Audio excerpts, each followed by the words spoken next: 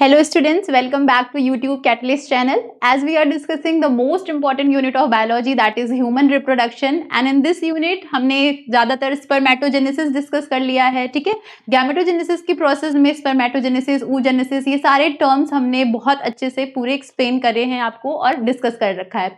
बाकी हमने reproductive system में क्या क्या पार्ट्स होते हैं ये सब डिस्कस किया, मेल रिप्रोडक्टिव सिस्टम में, फीमेल रिप्रोडक्टिव सिस्टम में, ठीक है। आज हम एक नया टॉपिक पढ़ेंगे इसी के अंडर जो बहुत ज्यादा इंपॉर्टेंट है, दैट इज मेंस्ट्रुअल साइकिल। कि मेंस्ट्रुअल साइकिल क्या होती है, क्या क्या फेजेस होते हैं मेंस्ट्रुअल साइकिल में और इसकी क्या क्या इंपॉर्टेंस है। So let's start. So the reproductive cycle of female primates such as humans, apes and monkeys is known as the menstrual cycle. जो प्राइमेट्स होते हैं, आपने जब एनिमल किंगडम पढ़ा होगा तो दो टाइप के एनिमल्स पढ़े होंगे, प्राइमेट्स और नॉन प्राइमेट्स। तो जो प्राइमेट्स होते हैं जिसमें मैमल्स आते हैं, जिसमें ह्यूमंस आते हैं, एप्स आते हैं, मंकीज आते हैं, उनको प्राइमेट्स बोलते हैं। तो जो मेंस्ट्रुअल साइकिल है वो कैरेक्टरिस्टिक फीचर है किसका? प्राइमेट्स का है, ठीक है। नॉन प्राइमेट्स के केस में दूसरी साइकिल चलती है जो हम आगे पढ़ेंगे, that is known as oestrus cycle. Okay, so जो मेंस्ट्रुअल साइकिल है वो किस में होती है? वो फीमेल प्राइमेट्स में होती है। फीमेल प्राइमेट्स का कैरेक्टरिस्टिक्स है, ठीक है। द फर्स्ट मेंस्ट्रुअल पीरियड, जब पहला मेंस्ट्रुअल पीरियड स्टार्ट होता है at the age of puberty के टाइम पे, तो उसको हम क्या बोलते हैं? मेनाज बोलते हैं, that is known as menarche. और जब मेंस्ट्रुअल फ्लो स्टॉप होता है, खत्म होता है, तो उसको मीनोपॉज कहा जाता है, ठीक। तो what is menarche? The first menstrual period known as menarche begins during the puberty, और जो लास्ट होता है उसको क्या बोलेंगे? मीनोपॉज करेंगे, वहां पे पॉज हो जाती है मेंस्ट्रुअल साइकिल, ठीक है। Average human female menstrual cycle last between 28 and 29 days. देखिए यहाँ 28 और 29 डेज लिखा है, लेकिन ये जरूरी नहीं है कि जितनी भी फीमेल्स हैं उन सब में 28 या 29 डेज की ही मेंस्ट्रुअल साइकिल चले। ये पर इंडिविजुअल क्या होता है, बदलता रहता है। किसी का 28, किसी की 30 डेज की चलती है, 32 डेज की चलती है, ठीक है। लेकिन एक एवरेज जो माना गया है कि एवरेज कितना होगा मेंस्ट्रुअल साइकिल का, जो ड्यूरेशन है वो कितना होता है? 28 डेज का होता है। इसीलिए सारे बुक में आपको 28 डेज दिया होगा, 14th डे, इसीलिए ओव्यूलेशन पीरियड 14th डे पे बताया जाता है, ठीक है। बट ये क्लियर रखिए कि जरूरी नहीं है कि मेंस्ट्रुअल साइकिल जो है वो 28 या 29 डेज की ही हो, ये डिपेंड करता है इंडिविजुअली, ठीक है। कभी कभी स्ट्रेस की वजह से या डिप्रेशन की वजह से कभी कभी ये साइकिल बहुत टाइम के बाद आती है, तो ये डिपेंड करता है individually, but on an average it lasts for about 28 days. The series of events from one menstruation to the next is known as the menstrual cycle. एक सीरीज से जब एक साइकिल खत्म होती है, 4 फेजेस अभी हम इसमें पढ़ेंगे। मेंस्ट्रुएशन फेज, ठीक है, मेंस्ट्रुएशन फेज के बाद आता है फॉलिकुलर फेज, ठीक है। Menstruation phase then comes follicular phase आता है, ठीक है। फॉलिकुलर फेज के बाद आपका आता है ओव्यूलेटरी फेज आता है, ठीक है, ओव्यूलेशन होता है उसमें, और फिर आता है ल्यूटियल फेज। तो ये 4 फेज जब खत्म होते हैं, जब ल्यूटियल फेज खत्म होता है तो फिर से मेंस्ट्रुएशन फेज स्टार्ट हो जाता है। तो एक साइकिल खत्म होकर जब दूसरी साइकिल स्टार्ट होती है, इसको पूरा मेंस्ट्रुअल साइकिल कहते हैं, ठीक है। ओव्यूलेशन टर्म से बहुत अच्छे से फेमिलर हैं आप। ओव्यूलेशन का टर्म हमने कब कब पढ़ा? हमने जब फीमेल रिप्रोडक्टिव सिस्टम पढ़ाया था आपको, तो उसमें भी बताया था मैंने, ओवेरियन फॉलिकल्स में ओव्यूलेशन बताया था कि जब मैच्योर ग्राफियन फॉलिकल्स रप्चर करता है तो क्या रिलीज करता है? सेकेंडरी oocyte रिलीज करती है, ठीक है। यहाँ ओवम लिखा है, आपको बुक्स में ओवम लिखा हुआ मिलेगा, बट अब आपको पता है कि एक्चुअली में वो ओवा नहीं है, एक्चुअली में वो फीमेल गैमेट नहीं है, वो क्या है? सेकेंडरी oocyte है जो रिलीज होती है ओव्यूलेशन के टाइम पे फ्रॉम मैच्योर ग्राफियन फॉलिकल्स। और ये सेकेंडरी oocytes जो है वो मियोसिस की स्टेज पे होती है, मियोसिस 2 की स्टेज पे, एनाफेज नहीं, मियोसिस 2 की स्टेज पे, मियोसिस 2 में मेटाफेज की स्टेज पे होती है। मियोसिस 2 के मेटाफेज 2 स्टेज पे क्या होती है? अरेस्ट रहती है सेकेंडरी oocyte जब ओव्यूलेशन होता है तब, ठीक है। तो ओवरी में आपको मैंने बताया था कि जो oogenesis की प्रोसेस हो रही है, oogenesis की प्रोसेस 2 जगह कंप्लीट होती है। एक तो ओवरी में कंप्लीट होती है जहां पे oogonia से क्या बनते हैं? सेकेंडरी oocytes बनते हैं, ठीक है। oogonia से सेकेंडरी oocyte बन रहे थे, oogonia से सेकेंडरी oocyte बन रहे थे। उसके बाद ये सेकेंडरी oocytes ओव्यूलेशन होता है, इन सेकेंडरी oocytes रिलीज होते हैं ग्राफियन फॉलिकल से, ओवरी से रिलीज होकर के ये कहाँ चले जाते हैं? फैलोपियन ट्यूब में। तो सेकेंडरी oocytes फिर फेलोपियन ट्यूब्स में आ जाते हैं, किसमें? फेलोपियन ट्यूब्स में आ जाते हैं, जहां पे अगर स्पर्म पेनिट्रेट कर जाता है तब फॉर्मेशन होता है ओवम का या एग का। ये बात हमने oogenesis की प्रोसेस में डिटेल में डिस्कस करी थी, ठीक है। सो ओव्यूलेशन और the release of one ovum mark the conclusion of each 28 day menstrual cycle. So ovulation phase जो होता है वो कब आएगा? मिड ऑफ मेंस्ट्रुअल साइकिल में आएगा, ठीक है। सो इंट्रोडक्शन में क्या था, हमने देखा कि मेंस्ट्रुअल साइकिल जो होती है वो किस में होती है? प्राइमेट्स के केस में होगी। प्राइमेट्स पे क्या आते हैं? मंकीज, एप्स, ह्यूमंस, बहुत से डिफरेंस है प्राइमेट्स और नॉन प्राइमेट्स में। जैसे नॉन प्राइमेट्स में क्या आएंगे? बर्ड्स आएंगी, एनिमल्स, बर्ड्स आ जाते हैं, रेप्टाइल्स आ जाते हैं, ठीक है। आगे हम ईस्ट्रस साइकिल एक पढ़ेंगे, ईस्ट्रस साइकिल जो किस में होती है? नॉन प्राइमेट्स में होते हैं, नॉन प्राइमेट्स में होते हैं, ठीक है। ठीक है, बहुत से डिफरेंस है, ब्रेन के साइज पे डिफरेंस होता है, ठीक है। डिजिट्स प्रेजेंट होते हैं प्राइमेट्स के केस में, ठीक है, नेल्स वगैरह है, ठीक है। और नॉन प्राइमेट्स में विंग्स वगैरह हो जाएंगी, क्लॉज हो जाएंगे, ठीक है। तो ये कुछ डिफरेंसेस है जो आपको ऑलरेडी पता है जब आपने एनिमल किंगडम पढ़ा होगा। मेन डिफरेंस जो आपको यहाँ याद रखना है वो याद रखना है कि फीमेल प्राइमेट्स में मेंस्ट्रुअल साइकिल होती है और फीमेल नॉन प्राइमेट्स में कौन सी साइकिल चलती है? ईस्ट्रस साइकिल चलती है। और ईस्ट्रस साइकिल के बारे में हम आगे डिटेल में पढ़ेंगे, ठीक है। मेंस्ट्रुअल साइकिल जब स्टार्ट होती है, फर्स्ट मेंस्ट्रुअल पीरियड जब होता है उसको क्या बोलते हैं? मेनार्च बोलते हैं। और जब एंडिंग होती है, जब लास्ट स्टॉप हो जाता है मेंस्ट्रुअल साइकिल, तो उसको मीनोपॉज बोला जाता है, ठीक है। एवरेज ह्यूमन फीमेल में जो मेंस्ट्रुअल साइकिल है वो 28 से या 29 डेज की चलती है, बट इट्स नॉट नेसेसरी कि ये हर इंडिविजुअल में, हर फीमेल इंडिविजुअल में 28 या फिर 29 डेज की हो, ये डिपेंड करता है, ठीक। अब देखिए जो फेजेस होते हैं, क्या क्या फेजेस होते हैं मेंस्ट्रुअल साइकिल में? तो 4 मेन फेज होते हैं। मेंस्ट्रुअल फेज जिसमें ब्लीडिंग होती है, मेंस्ट्रुअल फेज होता है, it last for about 1 to 5 days, ठीक है। फॉलिकुलर फेज होता है जिसमें फॉलिकल्स का फॉर्मेशन होता है, फॉलिकल्स बनते हैं। पढ़ा रखा है आप लोगों को, primary follicle, secondary follicle, tertiary follicle, Graafian follicle, mature follicle, सब में बेसिक डिफरेंसेस क्या है? सबसे पहला फॉलिकल जो बनता है उगोनिया से, वो क्या बनता है? प्राइमरी फॉलिकल बनता है। प्राइमरी oocytes प्रेजेंट होती हैं, फिर उसके ऊपर और ग्रेनुलोजा सेल्स की लेयर बनती है, फॉलिकुलर सेल्स की लेयर बनती है, और वो सेकेंडरी में कन्वर्ट हो जाता है। फिर टर्शरी में एंट्रम देखने को मिलता है। What is antrum? कैविटी होती है। फिर mature Graafian follicle, थेका externa, थेका interna देखने को मिलता है, ठीक है। तो ये डिफरेंसेस हैं जो फॉलिकल्स में हमें देखने को मिलता है। तो वो किस फेज में होता है? फॉलिकुलर फेज में फॉलिकल्स बनते हैं, ठीक है। उसके बाद जब फॉलिकुलर फेज में ग्राफियन फॉलिकल बना तो वो रप्चर करेगा और फिर क्या होगा? वहां से सेकेंडरी oocyte रिलीज होगी, that is known as ovulation. Release of ovum, books में ओवम लिखा रहता है, लेकिन आपको पता है कि it is actually a secondary oocyte, okay.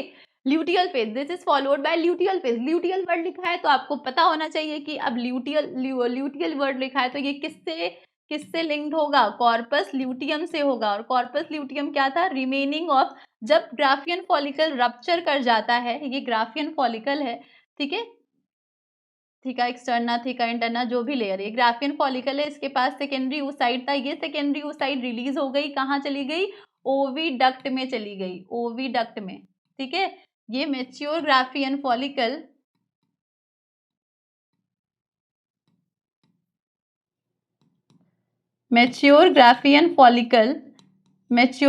Follicle जब इसने ओविडक्ट में क्या रिलीज कर दी? सेकेंडरी oocytes को रिलीज कर दिया, ठीक है, सेकेंडरी oocyte को रिलीज कर दिया। और अब ये जो रिमेनिंग यही क्या बना लेता है? रिमेनिंग ऑफ ग्राफियन फॉलिकल्स क्या बनाता है?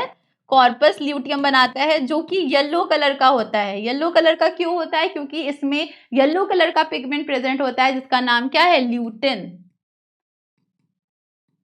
ठीक है। तो इसको ल्यूटियल फेज बोलेंगे। और फिर ये धीरे धीरे क्या बना लेता है? येलो कलर का कॉर्पस एल्बिकैंस, ठीक है, ये पढ़ाया था आपको। तो ये 4 फेजेस हैं। जैसे ही ल्यूटियल फेज खत्म होता है, कौन सा फेज शुरू हो जाता है? Menstrual phase. तो ये एक साइकिल खत्म हुई, फिर दूसरी साइकिल। तो इस तरीके से ये मेंस्ट्रुअल फेजेस चलते हैं। ये मेंस्ट्रुअल साइकिल के 4 फेजेस हैं, ठीक। Menstrual phase, follicular phase, ovulation phase, luteal phase, ठीक है। इन हर फेज के बारे में डिटेल में देखेंगे अभी कि किस फेज में और क्या क्या चीजें होती हैं। देखिए ये जो डायग्राम है, पहले तो ये बहुत इंपॉर्टेंट है, एनसीईआरटी का डायग्राम है, ठीक है, इसलिए और ज्यादा ही इंपॉर्टेंट है, ठीक है। देखिए अब इस इस डायग्राम से ही आपको पूरी मेंस्ट्रुअल साइकिल समझ में आ जाएगी, ठीक है। इसमें देखिए सबसे पहले 4 फेजेस के बारे में हमने बात करी थी। मेंस्ट्रुएशन फेज दिया हुआ है, ठीक है। तो मेंस्ट्रुएशन फेज फर्स्ट डे से लेकर के 5th डे तक है, ठीक है। 5th 6th डे तक, कहेंगे किसी किसी में 7 डेज तक भी रहता है मेंस्ट्रुएशन फेज, ठीक है। इसी फेज में क्या होती है, ब्लीडिंग होती है, जिसको मेंसेस बोलते हैं, ठीक है। ब्लीडिंग, जिसको मेंसेस बोलते हैं, ब्लीडिंग होती है। यहाँ पे याद रखिएगा, जो यूटेरस है, यूटेरस की जो इनर लेयर होती है, यूटेरस इनर लेयर एंडोमेट्रियम, वो क्या होती है, बहुत थिन होती है, थिन, और धीरे धीरे ये क्या हो जाती है, थिक हो जाती है। तो सबसे पहला फेज है मेंस्ट्रुएशन फेज। मेंस्ट्रुएशन फेज के टाइम पे क्या होगा, ब्लीडिंग होती है, जिसको मेंसेस बोलते हैं। और ये ब्लीडिंग इसलिए होती है क्योंकि जो एंडोमेट्रियम है, यूटेरस की जो इनर वॉल है, वो ब्रेक डाउन कर जाती है, और ब्रेक डाउन होने की वजह से वो क्या करती है, ब्लड क्लॉट के फॉर्म में वो लाइनिंग जो है वो ब्रेक होती है। लेकिन एंजाइम्स प्रेजेंट होते हैं कुछ यूटेरस में, जो उसको क्या करते हैं, उस ब्लड क्लॉट को ब्रेक करके उसको लिक्विड के फॉर्म में वो वेजाइना से फ्लो कर जाता है, ठीक है। तो मेंस्ट्रुएशन के टाइम पे ही मेंसेस होता है, ब्लीडिंग होती है। यहाँ पे एंडोमेट्रियम जो है, जो यूटेरस की वॉल है, वो बहुत थिन होती है, ठीक है। नेक्स्ट फेज कौन सा दिया हुआ है, फॉलिकुलर फेज या प्रोलिफरेटिव फेज। फॉलिकुलर फेज में क्या होगा, फॉलिकल्स बनते हैं, ठीक है, फॉलिकल्स बनेंगे। और बीच में देखिए यहाँ पे ये this is the ovulation phase, this is the ovulation phase, 14th day this is the ovulation phase, क्योंकि 28 to 29 डेज की साइकिल दी हुई है, तो 14 day is ovulation phase. Now after ovulation phase luteal phase will start, that is also known as a secretory phase. और ल्यूटियल फेज में क्या एक्टिव होगा, कॉर्पस ल्यूटियम होगा, फिर नेक्स्ट साइकिल बिगिन हो जाएगी। तो ये 4 फेज हो गए, मेंस्ट्रुएशन, फॉलिकुलर, ल्यूटियल फेज, और sorry ovulation phase, then luteal phase. Okay, so अब देखिए, पहले तो ये फेजेस हो गए इस वाले डायग्राम में। अब देखिए ये जो फेजेस हैं, इन हर फेज में हर हार्मोन का रोल है, ठीक है। हार्मोन का सिग्निफिकेंस है, ठीक है। सेक्स हार्मोन, जो फीमेल सेक्स हार्मोन है, और जो पिट्यूटरी ग्लैंड के हार्मोन्स है, उनका सिग्निफिकेंट रोल होता है मेंस्ट्रुअल साइकिल में। वो क्या होता है, वो देखते हैं। सबसे पहले यहाँ पे देखिए पिट्यूटरी हार्मोन्स के लेवल देखेंगे सबसे पहले। तो मैंने आपको बताया था, जब हार्मोनल कंट्रोल पढ़ाया था, तो उसमें बताया था एक हार्मोन होता है gonadotropin releasing hormone, gonadotropin releasing hormone. और ये हार्मोन कहाँ से रिलीज होता है, ये हार्मोन रिलीज होता है हाइपोथैलेमस से, हाइपोथैलेमस से रिलीज होता है। और ये किसको स्टिमुलेट करता है, ये स्टिमुलेट करता है anterior lobe of pituitary gland को, anterior lobe of pituitary gland, ठीक है। और anterior lobe of pituitary gland को जब ये स्टिमुलेट करता है, ठीक है, स्टिमुलेट करता है, तो यहाँ से 2 हार्मोन रिलीज होते हैं, 2 गोनाडोट्रोपिन हार्मोन रिलीज होते हैं।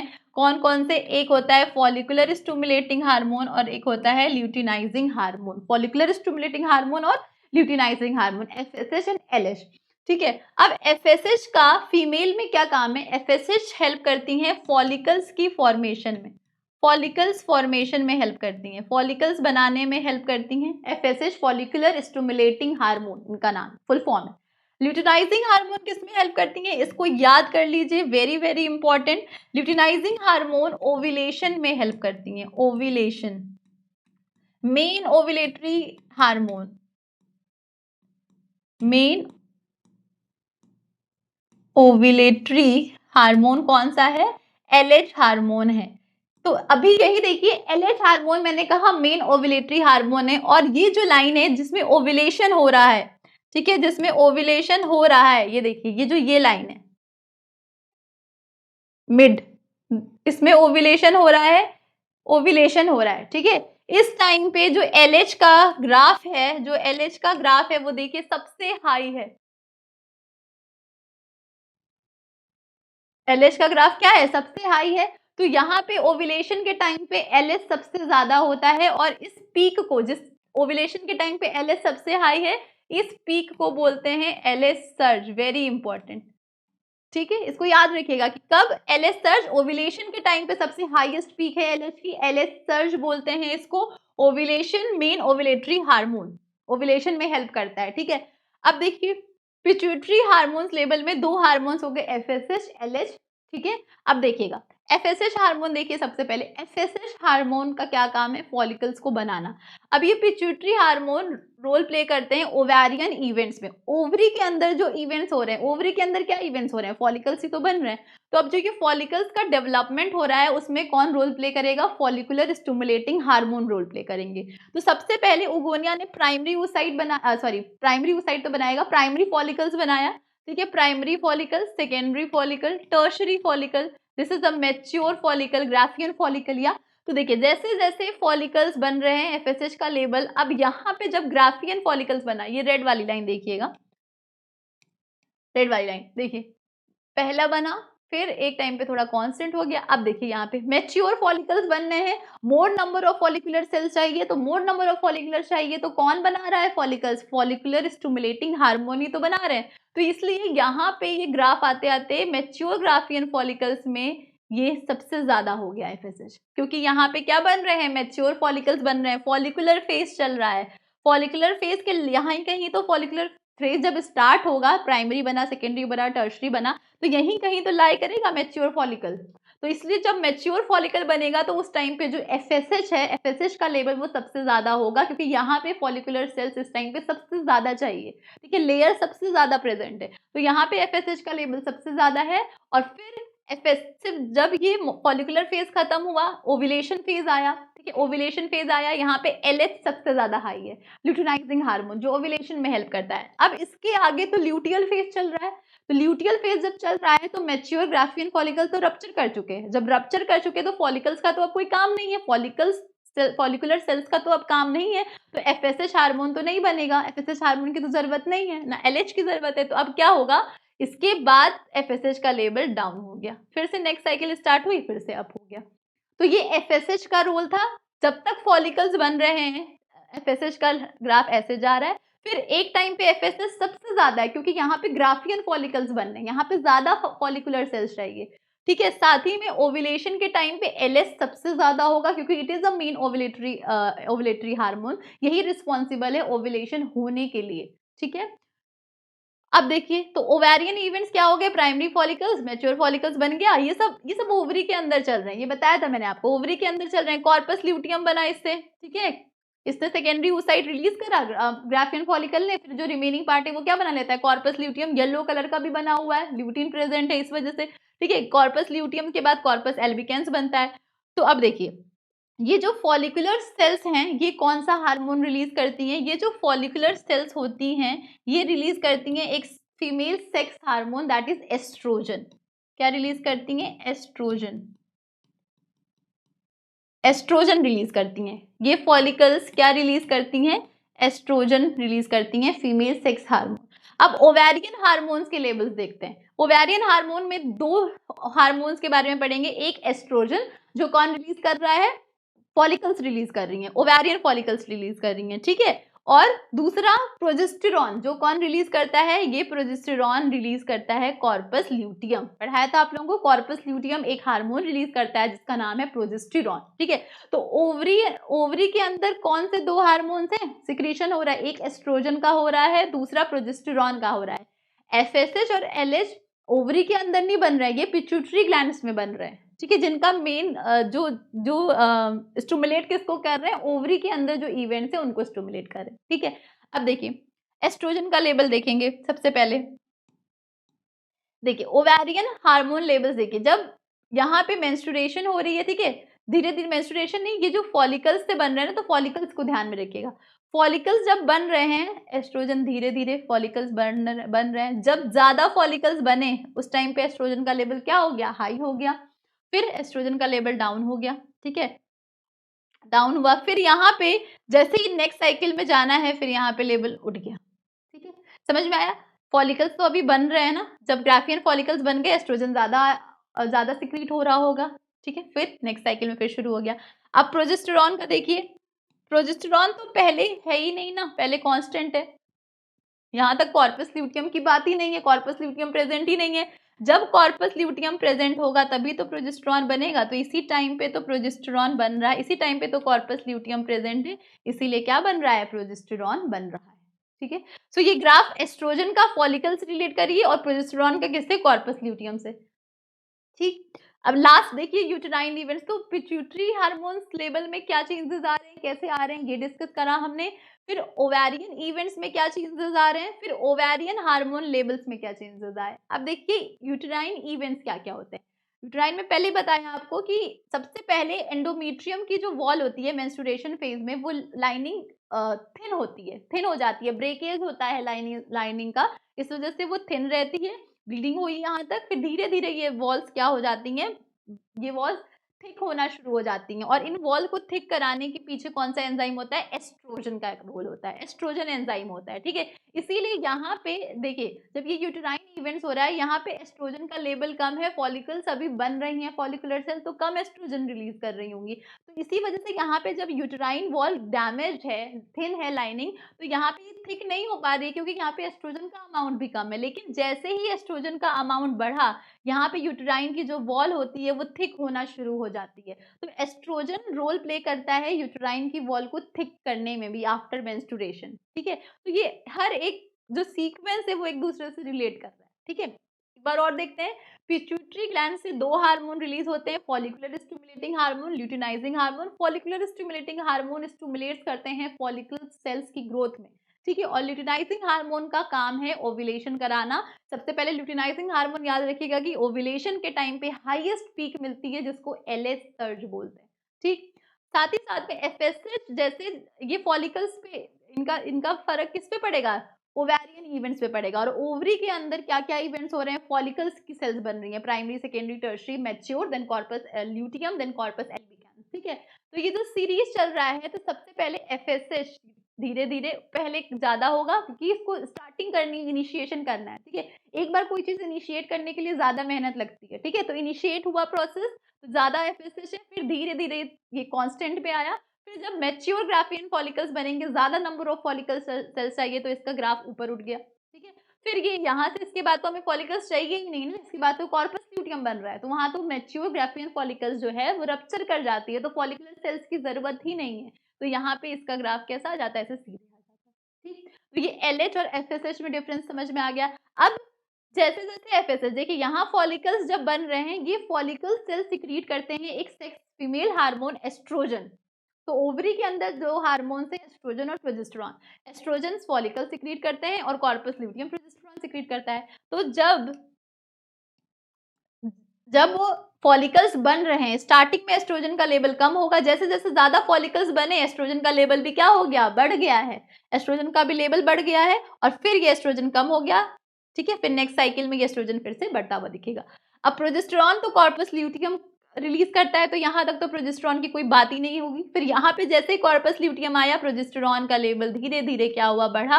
और जब कॉर्पस ल्यूटियम रिग्रेस हो रहा है, डीजनरेट हो रहा है, दूसरी साइकिल में एंटर कर रहा है, मेंस्ट्रुअल साइकिल में दूसरी साइकिल स्टार्ट होने वाली होती है, तो फिर क्या होगा, ये डीजनरेट कर जाता है कॉर्पस ल्यूटियम कॉर्पस एल्बिगेंस के फॉर्म में, और फिर ये प्रोजेस्टेरॉन का लेवल डाउन हो गया, ठीक। साथ ही में इन सब का फर्क यूटेरस की वॉल पे पड़ रहा है, एंडोमेट्रियम की वॉल पे पड़ रहा है, क्योंकि एंडोमेट्रियम की वॉल की थिकनिंग को मेंटेन रखता है एस्ट्रोजन हार्मोन। तो जब स्टार्टिंग होती है मेंस्ट्रुअल साइकिल की, उस टाइम पे एस्ट्रोजन अभी बहुत कम है, ना के बराबर है, क्योंकि अभी फॉलिकल्स बनना शुरू हो रहे थे ना, अभी फॉलिकल्स बने नहीं ना, इसके बाद फॉलिकल्स बनेंगे, ठीक है। या जो पहले से प्रेजेंट है, अभी तो ये यहाँ चला गया, तो अभी बनना शुरू हो रहा है, तो अभी एस्ट्रोजन उतने अमाउंट्स में नहीं प्रेजेंट है कि उसकी वॉल को थिक कर देंगे। तो इस वजह से यहाँ पे एंडोमेट्रियम की वॉल की लाइनिंग थिन हो जाती है, जिसकी वजह से क्या होगा, ब्रेकेज होने की वजह से ब्लीडिंग होती है, जिसको मेंसेस बोलते हैं, ठीक है। ये 1 to 5 डेज के लिए रहता है। उसके बाद यहाँ पे धीरे धीरे जब एस्ट्रोजन का लेवल बढ़ रहा है, तो वॉल भी धीरे धीरे क्या हो रही है, थिक होती जा रही है, ठीक है। तो थिक होती जा रही है एस्ट्रोजन के लेवल के साथ साथ, ठीक। ये आप देख रहे हैं। तो 4 फेजेस हो गए, menstruation, follicular phase, luteal phase और ओव्यूलेशन फेज और ल्यूटियल फेज, और फिर से नेक्स्ट साइकिल बिगिन हो जाती है। तो ये इसलिए ये डायग्राम बहुत इंपॉर्टेंट है, इस एक डायग्राम से पूरी मेंस्ट्रुअल साइकिल समझी जा सकती है, ठीक है। सो अब देखिए, एक मैंने लिखा है मेंस्ट्रुएशन फेज और follicular phase, ovulation phase, luteal phase. Menstruation phase के बाद वाला फेज जो होगा, that is post menstruation phase. तो मेंस्ट्रुएशन फेज के बाद ये सारे फेजेस हैं। फॉलिकुलर फेज जो कहलाएगा, उसको हम पोस्ट मेंस्ट्रुएशन फेज भी कह सकते हैं, क्योंकि मेंस्ट्रुएशन के बाद आ रहा है, ठीक है।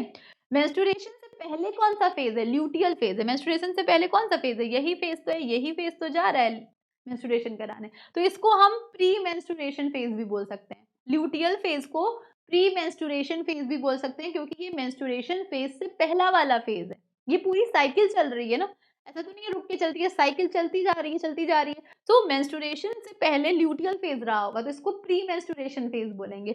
मेंस्ट्रुएशन के बाद कौन सा फेज आएगा? फॉलिकुलर फेज आएगा, तो ये पोस्ट मेंस्ट्रुएशन फेज हो गया। इसी तरीके से जो ओव्यूलेशन होगा, ओव्यूलेशन को प्री फॉलिकुलर फेज बोलेंगे, सॉरी पोस्ट फॉलिकुलर फेज बोलेंगे, क्योंकि ये फॉलिकल से बाद हो रहा है। ठीक, तो हम ऐसे टर्म्स देते हैं। ठीक है, तो ये हो गए सारे फेजेस के बारे में। नेक्स्ट, अब देखिए हर फेज के बारे में थोड़ा डिटेल में देख लेते हैं। जो मेंस्ट्रुअल फेज है, जो अभी आपको डायग्राम से बताया है, वही यहाँ पे लिखा हुआ है, इसलिए अब आप आराम से समझ सकते हैं।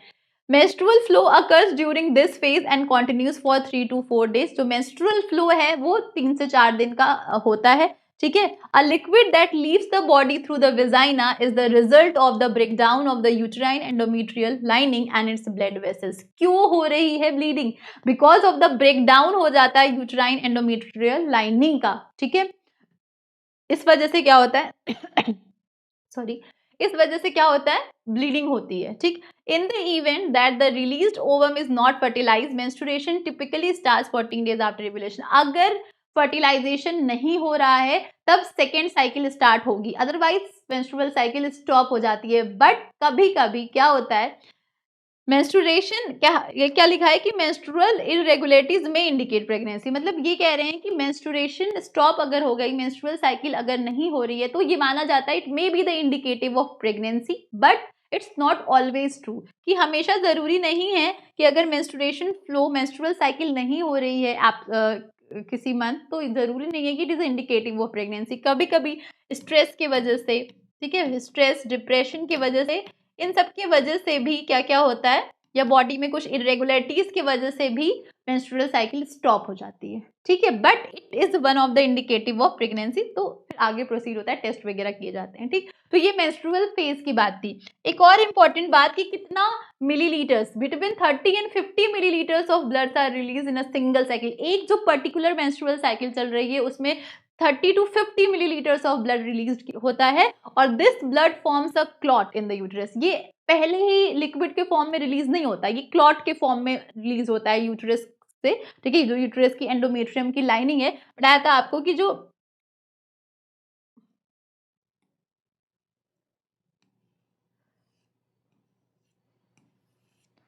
ठीक है, यहाँ पे यूट्रस की 3 लाइनिंग आपको पढ़ाई थी मैंने।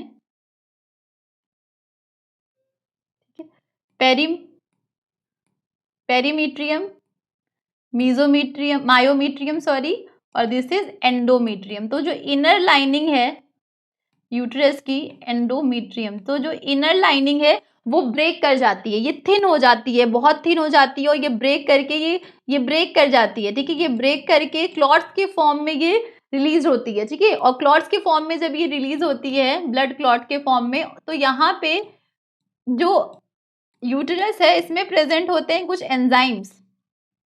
यूटेरस के एंजाइम्स जो होते हैं वो इस पे एक्ट करते हैं और इसको ब्लड क्लॉट को लिक्विड के फॉर्म में कन्वर्ट कर देते हैं, और ये फिर वेजाइना से होते हुए लिक्विड के फॉर्म में ये इसका फ्लो हो जाता है, जिसको हम क्या बोलते हैं? मेंसेस बोलते हैं, ब्लीडिंग जो हो रही है मेंसेस। ठीक है, तो this is uterus cervix vagina. ठीक है, इससे रिलीज हो जाता है। दिस इज फेलोपियन ट्यूब, ये फेलोपियन ट्यूब। सो इस तरीके से क्या होता है, जो ब्लड क्लॉट है उस पे uterus enzyme, uterine enzymes act करती हैं, that the blood during menstruation always stage liquid form में, रिलीज हो जाता है। This is a menstruation phase. First phase is a menstruation phase. Now what is follicular phase? Second phase follicular phase था। The ovaries original follicles mature into fully form Graafian follicles. जो ovary के follicles हैं वो किस में convert होते हैं? Graafian follicles में कन्वर्ट होते हैं। कौन कौन से फॉलिकल्स ने बताया आपको कि ऊगोनिया है। ऊगोनिया सेल सबसे पहले क्या बनाती है? ऊगोनिया सेल्स फॉलिकुलर सेल्स बनाती हैं। यहाँ पे प्राइमरी oocyte प्रेजेंट है, प्राइमरी oocyte प्रेजेंट है। प्राइमरी oocytes के किनारे किनारे कुछ सेल्स, फॉलिकुलर सेल्स आके लग जाती हैं, और ये कौन सा स्ट्रक्चर बना लेती हैं? प्राइमरी फॉलिकल्स बना लेती हैं। प्राइमरी फॉलिकुलर सेल्स फॉलिकल्स बनाती हैं। प्राइमरी फॉलिकल्स बनाती हैं। अब ये प्राइमरी फॉलिकल्स क्या बनाता है, सेकेंडरी फॉलिकल्स बनाता है, ठीक है। सेकेंडरी फॉलिकल्स में और लाइनिंग हो जाती है, follicles more surrounded by more follicles, यही अंतर है इसमें, बस मोर फॉलिकल से सराउंडेड होता है, फॉलिकुलर सेल से, मोर फॉलिकुलर सेल से, और इसके पास भी क्या रहता है, प्राइमरी oocyte रहता है, ठीक है, प्राइमरी oocyte रहता है। और ये प्राइमरी oocyte जो है ये किस स्टेज पे, प्रोफेज फर्स्ट की स्टेज पे, ठीक है।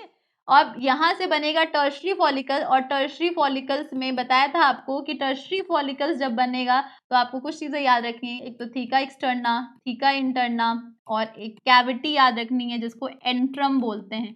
और ये टर्शरी फॉलिकल्स में ही सेकेंडरी oocyte बन जाते हैं। यहीं पे मियोसिस, इस जो ये मियोसिस 1 में अरेस्ट है प्रोफेज 1 की स्टेज पे, वो यहीं पे अपना मियोसिस 1 क्या करता है, कंप्लीट करता है, प्रोफेज 1 से सारी फेजेस और आगे जाती हैं। डिप्लोटीन स्टेज पे अरेस्ट हो जाता है प्रोफेज के, बताया है आपको, प्रोफेज 1 के डिप्लोटीन स्टेज पे अरेस्ट हो जाता है। और फिर यहाँ पे जब ये टर्शरी फॉलिकल बनता है, यहाँ पे मियोसिस कंप्लीट होती है, मियोसिस 1, और सेकेंडरी oocyte बनता है। और ये सेकेंडरी oocyte जो है वो कौन सी स्टेज पे जाके अरेस्ट हो जाता है, मेटाफेज 2, मियोसिस 2 की स्टेज पे जाके अरेस्ट हो जाता है।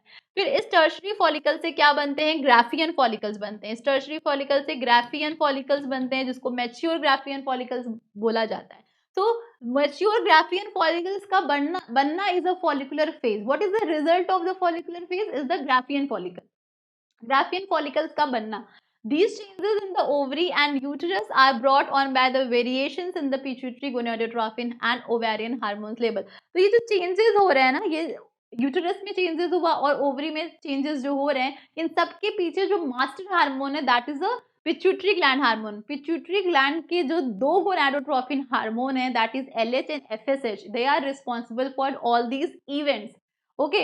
एंड उन दोनों को भी कौन रिलीज करा रहा है, gonadotropin releasing hormone. Gonadotropin, LH and FSH secretion increases continuously during this time। Follicular phase में दोनों का लेवल क्या हो रहा है, कॉन्टिन्यूसली बढ़ रहा है, ठीक है। FSH hormone promotes follicular growth, और फॉलिकुलर ग्रोथ इज एनकरेज। अब ये जो फॉलिकुलर ग्रोथ है ये और एनकरेज होती है by the sex hormone estrogen which is release by the follicular cells. Follicular cells बनना शुरू हुई, जैसे ही बनना शुरू हुई बन रही है FSH हार्मोन की हेल्प से, और जब FSH हार्मोन की हेल्प से फॉलिकुलर सेल्स बन रही हैं तो साथ साथ में एस्ट्रोजन सेल्स भी बन रही हैं, एस्ट्रोजन हार्मोन बन रहे हैं। तो अब एस्ट्रोजन हार्मोन भी स्टिमुलेट करते हैं फॉलिकल्स, मैच्योर ग्राफियन फॉलिकल्स का बनना। इसी वजह से इस फेज पे, जैसे इस डायग्राम में देखा था हमने, इस फेज पे क्या हो रहा था, ये देखिए मेंस्ट्रुएशन फेज, फिर फॉलिकुलर फेज। इस फेज पे FSH का लेवल भी हाई है, LH का लेवल भी हाई है, FSH का लेवल देखिए हाई है, LH और एस्ट्रोजन का लेवल देखिए भी हाई है, ठीक है। सो FSH और एस्ट्रोजन का लेवल इस टाइम पे सबसे ज्यादा हाई देखने को मिलता है at the time of follicular phase, क्योंकि FSH का काम है फॉलिकल ग्रोथ करना, और इनका एस्ट्रोजन का काम भी क्या है, एस्ट्रोजन भी क्या करा रही है, फॉलिकुलर सेल्स को बनाने में हेल्प कर देंगे, और ये फॉलिकुलर सेल से ही बनती हैं, ठीक है। समझ रहे हैं, follicular growth is encourage by the sex hormone estrogen which is release by the follicular cells. Follicular cells release कर रही हैं एस्ट्रोजन, एस्ट्रोजन भी बन रहा है, फॉलिकल्स भी बन रहे हैं। अब जब जैसे जैसे फॉलिकल्स बन रहे हैं, प्राइमरी बना, सेकेंडरी बना, इन्होंने सिक्रीट करना स्टार्ट कर दिया क्या, एस्ट्रोजन को, तो ये और प्रमोट करेंगे, स्टिमुलेट करेंगे उस एक्टिविटी को, ठीक है। तो इस टाइम पे गोनाडोट्रोपिन हार्मोन दोनों हैं, LH और FSH दोनों ही सबसे ज्यादा अमाउंट में प्रेजेंट होते हैं, ठीक, फॉलिकुलर फेज में। नेक्स्ट आते हैं, in the uterine lining estrogen stimulates cell division and aids in the repair of injured tissue and blood vessels। very important function of estrogen। जब एस्ट्रोजन प्रेजेंट होगा, मैंने बताया था कि एस्ट्रोजन जब तक नहीं है तब तक एंडोमेट्रियम की लाइनिंग जो है वो थिन है, दैट्स व्हाई मेंसेस हो रहा है। लेकिन जब एक बार एस्ट्रोजन बनना शुरू हुआ तो यूटेराइन की वॉल की रिपेयरिंग स्टार्ट हो गई, ठीक है, रिपेयरिंग स्टार्ट हो गई इंजर्ड टिश्यू की, ठीक है। अब वो धीरे धीरे इसकी वॉल थिक होती जाएगी। The peak level of both FSH and LH occurs on the 14th and 28th day of each cycle. 14th और 28th day of each cycle पे FSH का लेवल और LH का लेवल सबसे ज्यादा हाई होता है। During this on 14th day of 28th, जो 28th डे की साइकिल अगर चल रही है तो 14th डे पे FSH और LH का लेवल क्या होगा, हाई देखने को मिलेगा, ठीक है। During this phase the graafian follicles migrates to the surface of the ovary and the level of estrogen in the blood continues to rise until it reaches its maximum. Estrogen का level कब सबसे ज्यादा है? जब Graafian follicles बन रहे हैं, ठीक है। एस्ट्रोजन का लेवल जैसे जैसे बढ़ रहा है, यूटेरस की जो वॉल है वो भी क्या हो रही है? रिपेयर हो रही है, ठीक है, थिक हो रही है।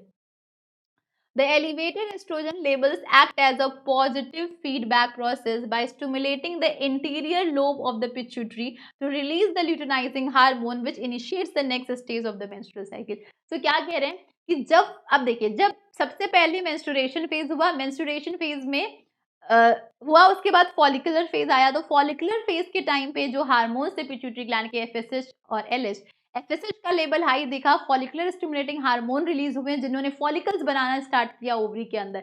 जैसे जैसे ओवरी में फॉलिकल्स बन रहे हैं, एस्ट्रोजन धीरे धीरे सिक्रीट हो रहे हैं। जब मैच्योर ग्राफियन फॉलिकल बन रहा है, एफएसएच का लेवल भी हाई है और साथ में एस्ट्रोजन का भी लेवल हाई है, ठीक है। अब वो जब एस्ट्रोजन का लेवल हाई है, पीक पे पहुंच गया, तो ये जो एस्ट्रोजन है ये क्या करता है? अब एस्ट्रोजन का लेवल हाई था, इस डायग्राम को देखिए, तो इसने क्या किया, एस्ट्रोजन का लेवल हाई है, तो अब यहाँ पे फॉलिकुलर फेज का जो एंड है वहां पे एस्ट्रोजन का लेवल सबसे हाई है, ठीक है। अब यहाँ पे क्या होगा, इसके बाद वाला जो ओव्यूलेशन फेज होगा, इसके लिए जो हार्मोन चाहिए एलएच, यही एस्ट्रोजन हार्मोन पॉजिटिव फीडबैक की तरह एक्ट करता है और इनिशिएट स्टिमुलेट करता है एलएच को, ल्यूटिनाइजिंग हार्मोन को, कि अब ओव्यूलेशन कराना है, ठीक है। तो एस्ट्रोजन तो हर हार्मोन जो है एक दूसरे को क्या कर रहे हैं? स्टिमुलेट कर रहे हैं, प्रमोट कर रहे हैं, ठीक है। तो इसमें क्या लिखा है देखते हैं, तो elevated estrogen levels act as a positive feedback process, क्योंकि उस टाइम पे फॉलिकुलर फेज की जो एंडिंग है, that is the mature Graafian follicle बन रहा है, उस टाइम पे एस्ट्रोजन का लेवल सबसे ज्यादा हाई है। तो एलिवेटेड जो है एस्ट्रोजन का लेवल, वो क्या कर रहा है? एक्ट कर रहा है as a positive feedback process by stimulating the interior lobe of the pituitary to release the luteinising hormone, LH hormone को रिलीज करो ताकि अब ओव्यूलेशन की प्रोसेस हो सके, ठीक। तो अब नेक्स्ट फेज जो आएगा, ओव्यूलेशन फेज आएगा। So rapid secretion of LH leading to its maximum level during the mid cycle called as LH surge. Very important, mid cycle के टाइम पे एलएच की वैल्यू सबसे ज्यादा हाई होती है, this is known as LH surge, ठीक है। And this process is known as release of ovum is known as ovulation. इसको ovulatory phase कहेंगे. LH induces ovulation which usually occurs on 14th day in the 28 days cycle. तो 28 days की अगर cycle है तो उसमें जो ovulation होगा वो किस डे पे होगा? 14th डे पे होगा, ठीक है, 14th डे पे होगा. The Graafian follicle ruptures and secondary oocyte ovum is released. पता है आपको. अब डे ऑफ ओव्यूलेशन, ये जो फॉर्मूला दिया है ये बहुत इंपॉर्टेंट है कि डे ऑफ ओव्यूलेशन कैसे कैलकुलेट करें। जितनी भी डेज की मेंस्ट्रुअल साइकिल है, either it is of 28 days, either it is of 30 days, 29 days, 32 days और XYZ कितने भी दिन की साइकिल हो, उसमें से आप 14 माइनस कर देंगे तो आपको मिल जाएगा day of ovulation. And what is this 14?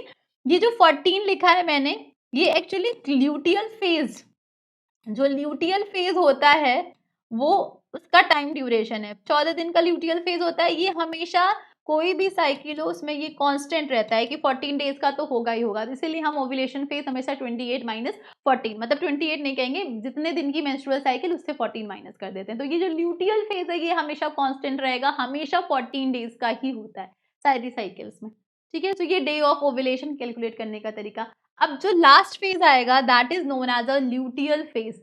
Luteal phase, following ovulation an egg is transported into the fallopian tube. Egg कहाँ चला जाएगा? फेलोपियन ट्यूब में चला जाएगा। एग लिखा है, कंफ्यूज नहीं होंगे, बुक्स में आपको एग ओवम ही लिखा मिलेगा, लेकिन आपको पता है कि this is not actually a final female gamete, this is a secondary oocyte, ठीक है, जो फेलोपियन ट्यूब में रिलीज हुई है from ovary, okay, which is arrested at the meiosis 2 of meiosis 2 के मेटाफेज 2 स्टेज पे अरेस्ट है। ये सारी जितनी बातें मैं बोल रही हूँ कि किस स्टेज पे अरेस्ट है, ये सब इंपॉर्टेंट है, इसको दिमाग में रखिएगा। तो ओव्यूलेशन के टाइम पे एग रिलीज हुआ और कहाँ आ गया? फेलोपियन ट्यूब में आ गया।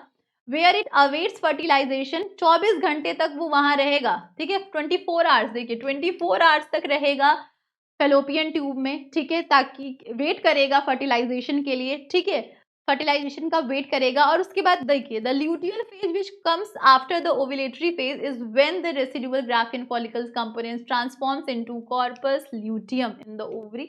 ऐसा आपको, द कॉर्पस ल्यूटियम सिक्रीट करता है large amount of progesterone. Large amount of progesterone secrete करता है। तो यहाँ पे देखिए ओवम यहाँ पे वेट करेगा फर्टिलाइजेशन के लिए, हो गया तो ठीक है, नहीं तो डिजनरेट कर जाएगा। मियोसिस 2 कंप्लीट नहीं होगी सेकेंडरी oocyte की जब तक स्पर्म पेनिट्रेट नहीं कर जाता, ठीक है। जब तक स्पर्म पेनिट्रेट नहीं करेगा तब तक मियोसिस 2 कंप्लीट नहीं होगी, ठीक। अब जो और यहाँ पे क्या चीज जा रहा है, ल्यूटियल फेज, जो मैच्योर ग्राफियन फॉलिकल्स का बचा हुआ पार्ट है वो क्या बना लेता है, कॉर्पस ल्यूटियम बना लेता है। कॉर्पस ल्यूटियम एक हार्मोन सिक्रीट करता है जिसको प्रोजेस्टेरॉन कहते हैं, which is essential for maintaining the endometrium, ठीक है, which is essential for maintaining the endometrium which is thickened by estrogen। देखिए जो एंडोमेट्रियम की लाइनिंग को मेंटेन करना है उसके लिए एस्ट्रोजन सबसे इंपॉर्टेंट रोल प्ले करता है, प्रोजेस्टेरॉन भी इंपॉर्टेंट रोल प्ले करता है। तो प्रोजेस्टेरॉन को कौन रिलीज करा रहा है, ल्यूटियल, कॉर्पस ल्यूटियम रिलीज कराता है। A corpus luteum is the term for the yellowish mass of follicles, पता है आपको, और इसमें कौन सा पिगमेंट प्रेजेंट है, ल्यूटिन। और फिर ये कॉर्पस ल्यूटियम क्या बना लेता है, कॉर्पस एल्बिकेंस। किस कलर का होता है ये कॉर्पस एल्बिकेंस, व्हाइट कलर का होता है, तो व्हाइट कलर का डिस्चार्ज हो जाता है। तो कॉर्पस ल्यूटियम रप्चर करके या डीजनरेट कर जाता है, कॉर्पस एल्बिकेंस व्हाइट कलर के मास में बाहर आ जाता है, ठीक है। तो ये था पूरे फेजेस 4, ठीक है। मेंस्ट्रुएशन फेज हो गया, ठीक है, फॉलिकुलर फेज हो गया, ओव्यूलेटरी फेज हो गया, and last is the luteal phase. अब देखिए जो मेंस्ट्रुएशन फेज होता है 1 to 5 डेज का होता है, फॉलिकुलर फेज 6 to 14 डेज का होता है, ओव्यूलेटरी फेज 14th डे होगा अगर 28 डेज की साइकिल चल रही है। ल्यूटियल फेज हमेशा कांस्टेंट होगा, हमेशा 14 डेज का होता है, चाहे कितने दिन की भी साइकिल हो। That's why we calculate m cycle minus 40, ठीक। तो ये जो फेजेस थे ये याद रखिएगा, इनका सीक्वेंस याद रखिएगा कि एम फेज के बाद क्या आ रहा है, किस फेज के बाद क्या आ रहा है, किस टाइम पे कौन सा हार्मोन का लेवल सबसे ज्यादा हाई है, ठीक है। तो अब देखिए एक बार रिवीजन कर लेते हैं कि अगर मैं बताऊं एम फेज में क्या प्रोसेस हो रही है। एम फेज में यूटरस जो है उसकी जो लाइनिंग है, यूटरस लाइनिंग थिन, यूटरस की लाइनिंग थिन है। एस्ट्रोजन का लेवल अगर मैं पूछूं कि क्या है इस टाइम पे, तो एस्ट्रोजन का लेवल तो अभी कम है, फॉलिकल सेल्स बनी नहीं है, ठीक है। इसमें मेंसेस होगा, ब्लीडिंग होगी, मेंसेस होगा, ठीक है, ब्लड क्लॉट के फॉर्म में। लेकिन इस ब्लड क्लॉट पे कौन एक्ट करता है, इस ब्लड क्लॉट पे यूटरस की एंजाइम, यूट्रिन एंजाइम्स एक्ट करके इसको लिक्विड के फॉर्म में कन्वर्ट कर देती हैं, लिक्विड के फॉर्म में कन्वर्ट कर देती है, और ये लिक्विड के फॉर्म में वेजाइना से बाहर आ जाता है, फ्लोज आउट। तो ये तो मेंस्ट्रुअल साइकिल की बात हो गई कि मेंस्ट्रुएशन की बात हो गई। अब फॉलिकुलर फेज में क्या होगा, फॉलिकुलर फेज के टाइम पे दो हार्मोन एफएसएच का लेवल सबसे ज्यादा हाई होगा। जब एफएसएच बनेंगे तो primary follicle, secondary follicle, tertiary follicles बने, ग्राफियन फॉलिकल्स बने, और जैसे ग्राफियन फॉलिकल्स बन रहे हैं एस्ट्रोजन का लेवल बहुत ज्यादा हाई होगा, एस्ट्रोजन सबसे ज्यादा सिक्रीट होना शुरू का लेवल सबसे ज्यादा हाई देखने को मिलेगा, ठीक है। एस्ट्रोजन का लेवल सबसे ज्यादा हाई देखने को मिलेगा। ये एस्ट्रोजन एक और हार्मोन को स्टिमुलेट करती है, that is known as LH, luteinizing hormone. और ये ल्यूटिनाइजिंग हार्मोन किस प्रोसेस को स्टिमुलेट करेगा, ये ल्यूटिनाइजिंग हार्मोन स्टिमुलेट करेगा कौन सी प्रोसेस को, ओव्यूलेशन को, ओव्यूलेटरी फेज को स्टिमुलेट करेगा, ठीक है। जैसे ही ओव्यूलेशन फेज खत्म हुआ तो एलएच जो है सबसे ज्यादा हाई मिड ऑफ साइकिल में देखने को मिलता है, मिड ऑफ साइकिल में, जिसको क्या बोलते हैं, एलएच सर्ज बोलते हैं, एलएच सर्ज बोलते हैं, ठीक है। साथ में अब जैसे ही रप्चर हो गया ग्राफियन फॉलिकल तो कौन सा स्ट्रक्चर बनेगा, कॉर्पस ल्यूटियम बनेगा। तो जब ल्यूटियल फेज स्टार्ट होता है इस टाइम पे, ल्यूटियल फेज के टाइम पे कौन सा हार्मोन रिलीज होगा, प्रोजेस्टेरॉन। प्रोजेस्टेरॉन का लेवल सबसे ज्यादा हाई होता है, प्रोजेस्टेरॉन, ठीक है, प्रोजेस्टेरॉन। अब एस्ट्रोजन यहाँ बन रहा है तो साथ साथ में अब ये क्या करेगा एस्ट्रोजन, ये एस्ट्रोजन जो है, एस्ट्रोजन का लेवल जब बढ़ रहा है तो अब ये क्या करेगा एस्ट्रोजन, जो यूटरस की जो इनर वॉल है, यूटरस इनर वॉल को repairing, inner wall repairing start हो जाएगी, इनर वॉल रिपेयरिंग स्टार्ट हो जाएगी, sorry, inner wall repairing start हो जाएगी, ठीक है। और वॉल कैसी हो जाएगी, थिक हो जाएगी, थिक वॉल। तो रिपेयरिंग डीजनरेट रिपेयरिंग हो जाएगी। और जो फिर इसके बाद क्या हो जाएगा, जो कॉर्पस ल्यूटियम है वो डीजनरेट कर जाएगा, ठीक है। कॉर्पस ल्यूटियम, या हम कह लें अब तो कॉर्पस ल्यूटियम एल्बिकैंस के फॉर्म में, कॉर्पस एल्बिकैंस, ठीक है, व्हाइट कलर की बॉडी, ठीक है। और कॉर्पस ल्यूटियम जो है वो डीजनरेट कर गया, डीजनरेट कर गया, ठीक है। और फिर अब ये क्या होगा, नेक्स्ट साइकिल में एंटर कर जाए, नेक्स्ट साइकिल, नेक्स्ट साइकिल, ठीक है। तो इस तरीके से ये पूरा पाथवे चलता रहता है, ये पूरे फेजेस चलते रहते हैं, ठीक है। So M phase, follicular phase, ovulatory phase, luteal phase, followed by again menstruation phase. अब देखिए ये मेंस्ट्रुअल साइकिल का एक और फ्लो चार्ट, मेंस्ट्रुअल साइकिल देखिए, मेंस्ट्रुअल साइकिल में सबसे पहला फेज है मेंस्ट्रुअल फेज, ठीक है। मेंस्ट्रुएशन होगा, menstrual phase last for 1 to 5 days। अच्छा, हर फेज एक दूसरे को कहीं ना कहीं ओवरलैप करेंगे, ठीक है। तो मेंस्ट्रुएशन फेज जब हो रहा है तो ऐसा तो नहीं है ना कि मेंस्ट्रुएशन फेज हो रहा है तो ओवरी में कोई फॉलिकल ही नहीं होगा, फॉलिकल्स होंगे पर वो भी प्राइमरी होगा, प्राइमरी स्टेज पे होगा, हो सकता है, ठीक है। सो फॉलिकल्स तो होंगे ना, अभी मैच्योर नहीं हुए हैं। दैट फॉलिकुलर फेज का मतलब है कि जो फॉलिकल्स ऑलरेडी प्रेजेंट है ओवरी में वो किस में कन्वर्ट हो रहे हैं, मैच्योर ग्राफियन फॉलिकल्स का बनाना, ठीक है। सो मेंस्ट्रुएशन जब हो रहा होगा तो यहाँ फॉलिकल्स प्रेजेंट है, ऐसा नहीं कि फॉलिकल्स नहीं है, प्राइमरी सेकेंडरी होंगे। जब फॉलिकुलर फेज स्टार्ट होता है आफ्टर 5 to 6 days, तब यहाँ पे फॉलिकल्स बनना, मैच्योर फॉलिकल्स बनना शुरू हो जाते हैं। तो दिस इज द मेंस्ट्रुएशन। यहाँ पे वही बात, मेंसेस हो रही है, ब्लीडिंग हो रही है, ठीक है। यूटेरस की वॉल जो है वो थिन है। धीरे धीरे फॉलिकुलर सेल्स फॉलिकुलर फेज में एंटर किया, फॉलिकल्स बने, ग्राफियन फॉलिकल्स बना, ओव्यूलेशन होगा, रिलीज ऑफ ओवा, कौन सा, सेकेंडरी oocyte रिलीज होगा, सेकेंडरी oocyte रिलीज होगा यहाँ से। और फिर ये जो बचा हुआ पार्ट है कॉर्पस ल्यूटियम, तो ल्यूटियल फेज में एंटर कर गया। अब देखिए ल्यूटियल फेज को प्री मेंस्ट्रुएशन के बाद पहले तो प्री मेंस्ट्रुअल फेज कहा गया है, इसको सिक्रीटरी फेज भी कहा जाता है, ठीक है। और इसको क्या कह सकते हैं, पोस्ट ओव्यूलेशनल फेज, ओव्यूलेटरी फेज, क्योंकि ओव्यूलेशन के बाद हो रहा है ये फेज, ठीक है। इसी तरीके से फॉलिकुलर फेज को पोस्ट मेंस्ट्रुअल फेज कहा जाएगा।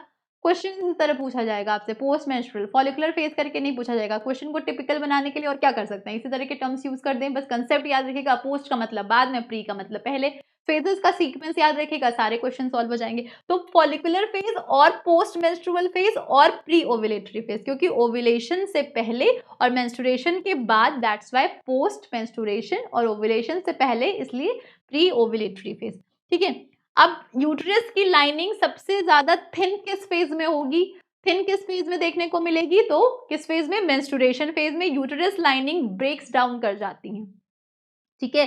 फिर फॉलिकुलर सेल्स जब बन रही हैं तो एस्ट्रोजन बनेगा। फॉलिकुलर सेल्स किससे बन रहा है, एफएसएच हार्मोन के प्रेजेंस में बन रहा है, तो एस्ट्रोजन एफएसएच हार्मोन से फॉलिकुलर सेल्स बन रही हैं। जैसे जैसे मैच्योर ग्राफियन फॉलिकल्स बन रहा है, एस्ट्रोजन का लेवल बढ़ रहा है, एस्ट्रोजन का लेवल बढ़ रहा है, तो साथ ही साथ में यूटेरस की जो लाइनिंग है वो थिक होना शुरू हो जाती है, क्योंकि ये हार्मोन रोल प्ले करता है यूटेरस की थिकनिंग, लाइनिंग की थिकनिंग में, ठीक है। उसके बाद फिर कॉर्पस ल्यूटियम रिलीज होगा और ये ल्यूटियल फेज में एंटर कर जाएगा, ठीक है। ये सेकेंडरी oocyte कहाँ एंटर कर जाता है, फैलोपियन ट्यूब में एंटर कर जाता है, सॉरी, ठीक है। ओविडक्ट में एंटर कर जाता है, जहां पे ये अपना मियोसिस 2 की प्रोसेस कंप्लीट करेगा। कब करेगा, अगर स्पर्म पेनिट्रेट कर गया तो, अदरवाइज ये डीजनरेट हो जाता है। और जो बचा हुआ पार्ट है मैच्योर फॉलिकल्स का, वो कॉर्पस ल्यूटियम बना के, एल्बिकैंस बना के ये डीजनरेट कर जाता है, ठीक है। ये येलो कलर का होता है, ये व्हाइट कलर का होता है। तो ये पूरी मेंस्ट्रुअल साइकिल है। मेंस्ट्रुअल साइकिल 28 डेज की भी हो सकती है, 29 डेज की भी हो सकती है, 30 डेज की भी हो सकती है, ये डिपेंड करता है फीमेल प्राइमेट्स पे, ठीक है। ये थी मेंस्ट्रुअल साइकिल की बात। किसमें देखने को मिलेगी, प्राइमेट्स में, फीमेल प्राइमेट्स में देखने को मिलेगी, लाइक एप्स में, मंकीज में, ह्यूमंस में, ठीक है। अब एक और साइकिल हम पढ़ेंगे जिसका नाम है एस्ट्रस साइकिल। एस्ट्रस साइकिल क्या होती है, consist of periodic modification to non primates female. जितने भी नॉन प्राइमेट्स फीमेल हैं उसमें एस्ट्रस साइकिल देखने को मिलती है, जिसका मतलब होता है कि इसमें मेंस्ट्रुअल फ्लो नहीं होता है, एब्सेंट ऑफ मेंस्ट्रुअल फ्लो। और ये तभी होगा जब ब्रीडिंग सीजन होता है इनका, ब्रीडिंग के टाइम पे ही इनमें ये साइकिल देखने को मिलती है। और इस फेज पे जब ये इनका ब्रीडिंग सीजन होता है, इस टाइम पे एस्ट्रोजन का लेवल बहुत ज्यादा हाई होता है, और इस फेज को बोलते हैं period of heat, period of heat. ठीक, ब्रीडिंग सीजन में होता है, ठीक है। Only time the estrus cycle occurs during the non breeding season it stays halted, stop रहता है, नहीं होता है। जब ये सस्पेंडेड होता है उसके लिए एक टर्म यूज करते हैं एन एस्ट्रम। कैसे याद रखेंगे? एस्ट्रस ईएसटी इसमें आ रहा है, ईएसटी उसमें आ रहा है, तो एस्ट्रस और एन एस्ट्रम ऐसे याद रखिएगा। अगर एक ही बार सिंगल एस्ट्रस साइकिल हो रही है किसी एनिमल में तो उसको मोनो एस्ट्रस बोलते हैं। मोनो मतलब वन, एस्ट्रस मतलब एस्ट्रस साइकिल। तो एक ही बार साइकिल हो रही है तो मोनो एस्ट्रस कंडीशन, जैसे फॉक्स में, डियर में, बैट में, ठीक है। Polyestrous condition animals are those that have many estrus cycle during the breeding seasons, like cow, squirrel, pig or horse. So these are examples of estrus cycle कि monoestrus भी हो सकते हैं और polyestrus भी हो सकते हैं, नॉन प्राइमेट्स होते हैं, ठीक है। इनका मेन कैरेक्टरिस्टिक है कि नो मेंस्ट्रुअल फ्लो, ठीक है। ब्रीडिंग के टाइम पे ही होगा एस्ट्रस साइकिल, अदरवाइज नहीं होगा। तो सस्पेंडेड को एनेस्ट्रम कंडीशन बोलते हैं, ठीक है। सो दो टाइप की साइकिल पढ़ ली आपने, मेंस्ट्रुअल साइकिल प्राइमेट्स में, फीमेल प्राइमेट्स में होगी, और एस्ट्रस साइकिल किस में होगी? फीमेल नॉन प्राइमेट्स में होगी। तो ये कुछ बातें थी, ठीक है। तो आज के सेशन में हमने पूरा मेंस्ट्रुएशन फेजेस, मेंस्ट्रुएशन फेज क्या होता है which is followed by follicular phase, then ovulatory phase, then luteal phase क्या होता है ये डिस्कस किया, फिर again from luteal phase then menstrual phase. तो ये पूरी जो एम साइकिल है, जो पूरी जो मेंस्ट्रुअल साइकिल है, इसके बारे में डिस्कस किया। मेंस्ट्रुअल साइकिल की स्टार्टिंग को मीनाज बोलते हैं, एंडिंग स्टॉप जब होता है तो उसको मीनोपॉज बोलते हैं। तो ये 4 फेजेस हैं, जो इनके सीक्वेंस याद रखिएगा। किस टाइम पे कौन सा हार्मोन ज्यादा प्रेजेंट है वो याद रखिएगा, ठीक है। तो हमने ह्यूमन रिप्रोडक्शन में अभी तक गैमेटोजेनेसिस डिस्कस कर लिया, पूरा डिटेल में गैमेटोजेनेसिस डिस्कस कर लिया, स्पर्मेटोजेनेसिस हो गया, चाहे oogenesis हो गया, ठीक है। इससे पहले हमने रिप्रोडक्टिव सिस्टम्स डिस्कस कर लिए थे, सारे मेल रिप्रोडक्टिव सिस्टम के पार्ट्स डिस्कस कर लिए थे, ठीक है। मेल के, फीमेल और मेल रिप्रोडक्टिव सिस्टम्स के सारे पार्ट्स डिस्कस कर लिए थे, कौन कौन सा कहाँ प्रेजेंट है, ठीक है। स्पर्म कहाँ बन रहा है, स्पर्मेटोजेनेसिस की प्रोसेस कैसे हो रही है, oogenesis की प्रोसेस कैसे हो रही है, ये सब डिस्कस कर लिया हमने, ठीक है। तो जो रिप्रोडक्शन का इवेंट है, सबसे पहले क्या होता है? गैमेटोजेनेसिस, गैमेट्स बन रहे हैं, ठीक है। उसके बाद ही तो फर्टिलाइजेशन होगा। तो गैमेटोजेनेसिस के बाद अब हम नेक्स्ट टर्न पे फर्टिलाइजेशन डिस्कस करेंगे कि फर्टिलाइजेशन कैसे होता है, फर्टिलाइजेशन। और फीमेल प्राइमेट का एक मेजर कैरेक्टरिस्टिक जो है दैट इज मेंस्ट्रुअल साइकिल, वो डिस्कस कर लिया हमने, ठीक है। तो आज के सेशन के लिए इतना ही, बाकी आप लोग रिवीजन करते रहिए। Thank you so much.